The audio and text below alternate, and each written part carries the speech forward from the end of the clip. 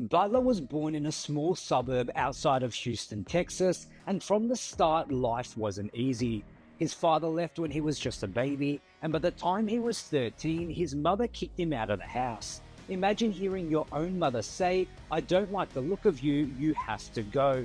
Those were the last words Jimmy heard before he found himself without a home. Now let's be clear, Jimmy wasn't living on the streets, but his teenage years were spent bouncing from couch to couch. For most of us, it's hard to imagine going through something like that, but for Jimmy, it was his reality. He didn't have the stability that so many of us take for granted, and yet he didn't give up. Instead, he found a way to survive.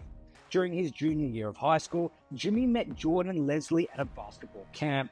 The two quickly became close friends, and eventually Jordan's mother, Michelle Lambert, welcomed Jimmy into her home. Now, keep in mind, Michelle already had 7 kids of her own, but she saw something in Jimmy and insisted on helping him out.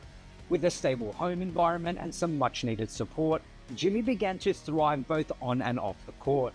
Michelle set some ground rules, like improving his grades and sticking to a curfew, but Jimmy was more than happy to comply.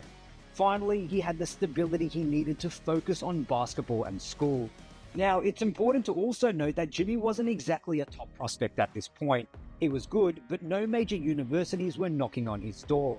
So after high school, Jimmy went to Tyler Junior College, where he began to make a name for himself, and that's when things started to change.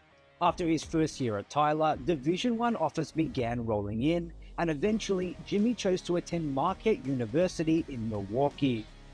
At Marquette, Jimmy's numbers weren't flashy. He wasn't the kind of player who had NBA stardom written all over him, but one thing he showed from high school to college was his ability to hit big shots. He had that clutch gene, and that's something you simply can't teach. It was his mental toughness, his grit, and his willingness to do the dirty work that set him apart.